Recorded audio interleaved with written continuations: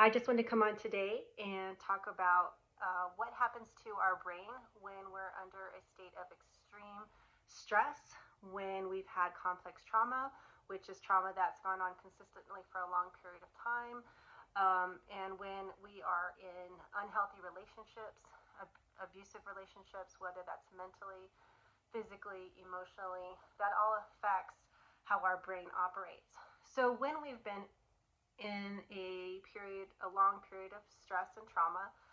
Trauma is relevant to each person. What happens is we tend to step out of our prefrontal cortex, which is our logical, rational thinking, and we go into what's called our lizard brain, reptilian brain. And that's at the base of the neck. So the reptilian brain was designed for survival from bears, being eaten by a lion. We no longer really live in that society here, especially in the United States. However, our body still reacts the same when we're under extreme stress. If you take that extreme stress and you stretch it over many years, your body learns to adapt and live in that constant reptilian brain. So what happens is we end up staying in a state of fight, flight, or freeze.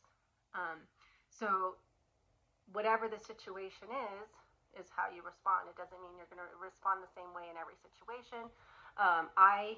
When I was in that kind of conditioning and state, I realized I tend to freeze, and so I know that about myself now. Whenever I get into anything that's extremely stressful, my brain tends to just kind of stop. So it's really important to do the work on yourself, especially after you've been in a long-term stress. So that could be, I was in a state of extreme stress for about 15 years of my life, and it was just constant. And what happened is I had a hard time sitting still. I really couldn't gather my thoughts. I felt like I had ADHD, and I just thought that was normal.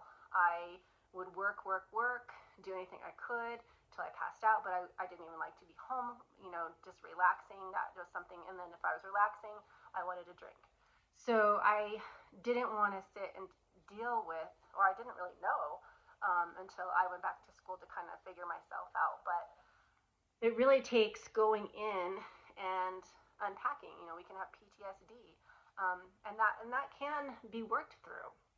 But it's really important to take the time to learn to regulate your brain. And sometimes we need medication to help. I did, in order to kind of get my brain back to normal after so much intense stress and abuse.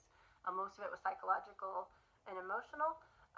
So I spent many hours, many years really working through and learning to just sit still, be at peace with my thoughts, be happy with where I was. And so I just want you to think about that today. Where are you in relationship to your healing? Are you able to sit and be peaceful? Are you able to think clearly? Are you able to make good decisions? Or are you feeling like you're just going until you're exhausted and you pass out? If you need someone to talk to, I am a transformation and empowerment coach, and I would love to get to know you. You can always comment. You can always direct message me. I also do individual sessions as well as group. So if you're thinking about now's the time to start working on your health and happiness, I would love to just have a chat with you. I hope that you guys have a wonderful, wonderful weekend, and I will see you on Monday. Bye.